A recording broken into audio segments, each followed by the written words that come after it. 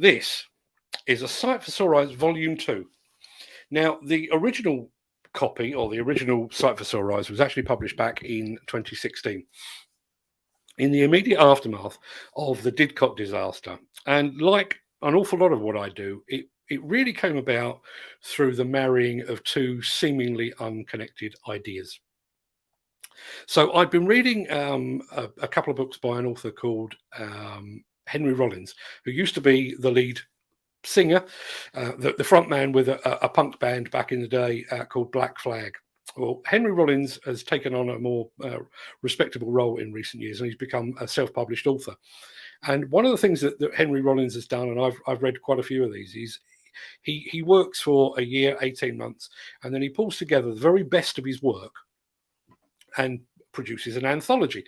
Now, I saw that and I thought, well, that seems like a remarkably good idea, bearing in mind the fact that I do an awful lot of writing. And I thought to myself, one of these days I will sit down and I will pull together all of my very best work and I'll turn it into a book.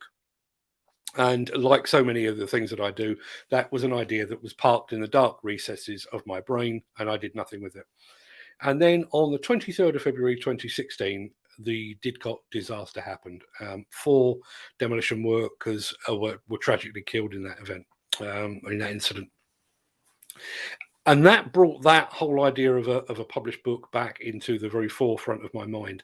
So I phoned a few people and said, I'm planning to do this. I'm going to give the profits from the book to the families of the guys that were involved. In actual fact, just to be clear, one of the families didn't actually want anything to do with it. So the money that we raised went to 3 of the 4 families. Cut a long story short, the book, we printed an initial 1,000. This is before we were on Amazon. So I had to take a bit of a flyer and hope we could sell them. So we got 1,000 printed. We sold all of those. We got another 1,000 printed and we sold all of those as well. And then we had another 1,000 printed. And I think I've probably got a couple of copies lurking in a lockup or a garage somewhere now. Probably a little bit moth-eaten these days. That I promised myself that I would do one every year. And here we are.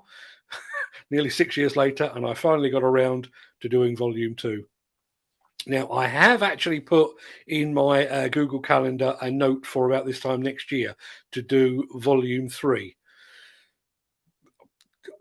And one of the reasons I'm mentioning that is the fact that, you can all hold me to account. So, if by December next year you haven't had notification of a new copy of A Sight for Sore Eyes, volume 3, then please feel free to swear and shout and throw things at me because I need to pull my finger out. I certainly write enough to generate another one of those.